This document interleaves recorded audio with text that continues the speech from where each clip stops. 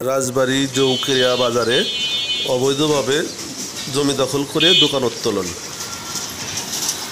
এর প্রতিবাদে সংবাদ সম্মেলন করেন ভুক্তভোগী পরিবার। আসসালামু আলাইকুম। আমি চম্পা খাতুন। আমার বাড়ি চৌকরা। আমার পিতা হচ্ছে মৃত আমিনুদ্দিন মণ্ডল। আমার পিতা আমাদের ছোট ছোট 4টে ভাই বোন ছোটো নাবালক অবস্থায় ছিঁড়ে মারা যান। আমার বাবা যখন ছোটো ছিলেন, আমরা যখন ছোটো ছিলেন আমার বাবা তখন মারা গেছেন। তারপরে বিগত 2003 সালে আমার বাবা মারা গেছেন। তো তখন আমরা নাবালক অবস্থায় ছিলাম। আমরা কেউ কোনো কিছু বুঝে খাওয়ার মতো কিছু ছিলাম না, কোনো জমি জাতি বোঝার মতো আমাদের তখন বয়স ছিল না। তো এখন এর মতো অবস্থায় এসে সেটা যখন আমরা জমি জাতি চাই, আমাদের চাচারা, আমার বড় চাচা মোহাম্মদ আশরাফ মণ্ডল, উনি রেলের চাকরি করেন। উনি একাই মনে করেন পুকুর টুকুর দিয়ে বাড়িটাই দিয়ে দোকান পাশার দিয়ে অনেক জমি দখল করে খাচ্ছেন। আমরা লিগেলি পাই 21% করে এক একজন জমি, কিন্তু আমার চাচা একাই 70% দখল করে আছেন। যখনই চাই তখন গ্যাঞ্জাম করার পরে 2024 সালে আমাদের জমিটা বুঝাই দেন এলাকার গণ্যমান্য ব্যক্তি থেকে, আমার বড় চাচা থেকে।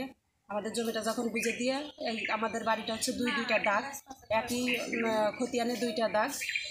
দাগের ভিতরে আপনার 929 দাগ এবং 930 দাগ। 929 দাগে 2 একর 92% জায়গা, আর 930 দাগে হচ্ছে 27%। আমাদের দুইটা শরিকের এক শরিকে 14% পায়, আমরা আমাদের শরিকে 13% পাই। যখন 13% পাই তখন আমার চাচা প্লাস আমার গ্রামের ময়মুরব্বী সবাই থেকে আমাদের 13% জায়গা আমাদের বুঝাই দেয়। আমরা 4টা ভাই বোনে বুঝাই দেয় যে তোমাদের এই ফাইলটা দিলাম, তোমরা ভোগ দখলে যাও। তখন আমরা ওইখানে ঘেরাও টেরাও দিয়ে নেই, আপাতত বসার জন্য আর কি ঘেরাও টেরাও দিয়ে নিয়েছি। নেওয়ার পরে বিগত কয়েক বছর চলে গেছে, এখন আমাদের বাড়ি করার মতো অবস্থান নাই। পরের জায়গা দিয়ে বাড়াই, যে জায়গা দিয়ে বাড়াই আমার ওই চাচা, আমার মা অসুস্থ লোক, আমার মা মুরব্বী লোক, বাড়ি একা থাকে। আমি আমার শ্বশুর বাড়ি থাকি, আমার ভাইরা গার্মেন্টসে চাকরি করে, ভাইরা ঢাকায় থাকে। আমার মা ওনার জায়গাতে যখন বেরোবার যায় বলে যে আমার পর দিয়ে বেরোলি পারে তোমার ছেলেদের সাথে জিনা করো, এমনভাবে মুখ খারাপ করে। যখন বেবস্তভাবে কথা টথা বলে তখন বলছি যে তাহলে দরকার নাই, আমাদের রাস্তা সাইডে যেহেতু জায়গা দিচ্ছে আমরা ওইখানে বাড়ি করি। তখন আমরা ওইখানে মাটি ওই ভরাট পুকুর ভরাট করে আমরা মাটি ফেলে ভরাট করছি, বাড়ি করার মতো অবস্থান করছি।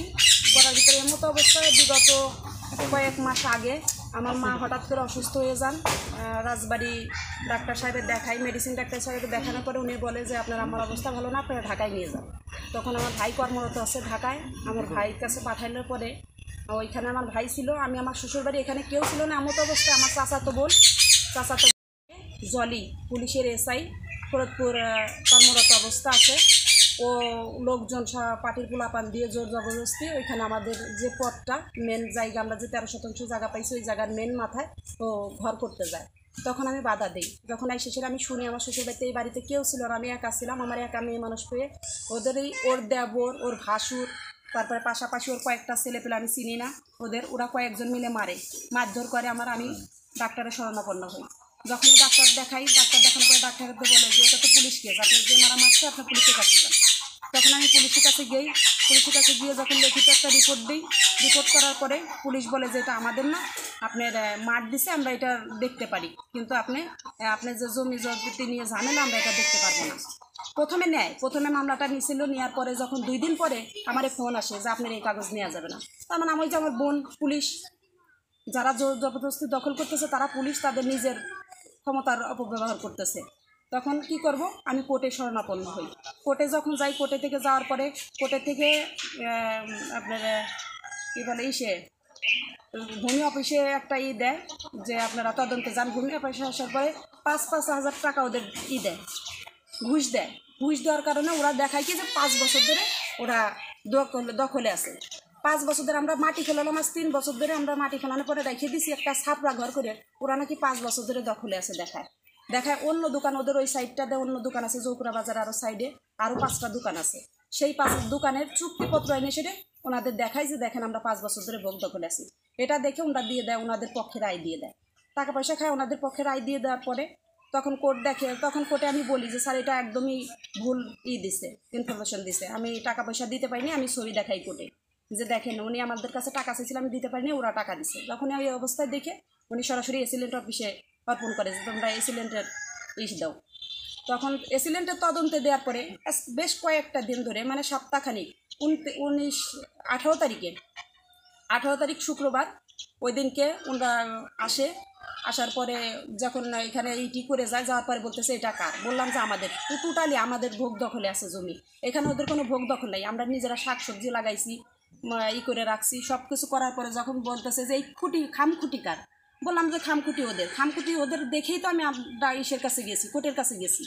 কারণ খামখুটি যদি আমাদের তো তাই তো কোর্টের কাছে যাইতাম না। আমরা বাসায় ছিলাম না, ওই টাইমে ওরা খামখুটি লাগাইছে। তখন দেওয়ার পরে রেসিডেন্ট অফিস থেকেও আবার দিয়ে দিছে যে ঝামেলা হওয়ার 2 মাস আগের থেকে নাকি ওরা ভোগ দখলে আছে।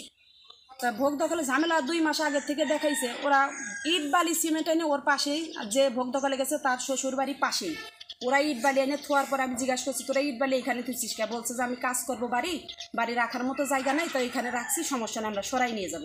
অথচ ওই একই কথা বলছে যে ভোগ দখলে আছি আমরা 2 মাস আগের থেকে। আসলে কোনো ভোগ দখলে কোনো কিছুই নাই। আমি আবারও বলতেছি, যখন আমি গেছি ওরা ওইখানে মাটি ফেলায়, তখনই আমার মারধর করে। তাহলে ওরা কী করে ভোগ দখলে গেল, আর কী করে এসিলেন্টের থেকেই বা এই ভোগ দখল দেখাইলো? যখন আমি কোনো জায়গায় আমাদের মূল উদ্দেশ্য হইতেছে, মূল কথা হইতেছে আমাদের ন্যায় বিচার চাই। আমরা ন্যায় বিচার জন্য, আমাদের কেউ নাই, জোরে কেউ পাশে দাঁড়ানোর মতো কেউ নাই, আমার বাপ বাচ্চা নাই, আমার মা অসুস্থ মানুষ, মুরব্বী মানুষ। আমরা ন্যায় বিচার চাইতেছি যে আমাদের বাড়ি করার যতটুকু জায়গা দিচ্ছে আমরা ওইটুকুর ভিতরে যেন বাড়ি করে থাকতে পারি।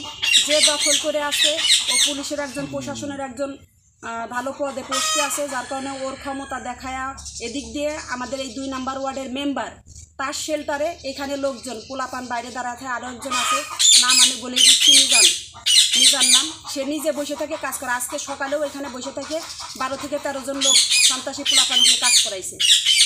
যখন এখানে আমার মা গেছে তখন বলছে দেখি দোকান বন্ধ করতে কে আসে, এখানে দোকানের কাজ বন্ধ করার মতো কে আসে তাই দেখবো। ও এখানে মিজান এখানে বসে থাকে, সবাই বসে থেকে এই কাজ করাইতেছে। আমার কাছে আপনাদের কাছে একটাই দাবি যে আমি আমার জায়গা বুঝে পেতে চাই। ওদের দোকান আরও আছে, ওদের পাশে জমি আরও আছে, আমারটুকু আমি যেন বুঝে পেতে পারি। সরকারের কাছে কি চাচ্ছে? কী করে ও পুলিশে চাকরি করে ওর ক্ষমতার অপব্যবহার দেখাতেছে। তো ওইখানে বসে থেকেই যত সন্ত্রাসী পার্টির পোলাপান দিয়ে কাজ করাইতেছে। আমি সরকারের কাছে কোনো পাইনি তো, কারণ সরকারের ঘরে গেছি, আমি থানায় গেছি, কোনো বিচার পাইনি, কোর্টে গেছি, বিচার পাইনি। আমি এখন আপনাদের কাছে বিচার চাই। আপনাদের কাছে এইটুকুই আমার দাবি, যেন আমার জমিটুকু আমার বুঝে দেয়। আমার জমি ওরা কোনো ক্ষমতা, শয়তানের কাছে যেন ভালো জয়টা হয়, শয়তানের জয় না হয়ে ভালো জয় হয়।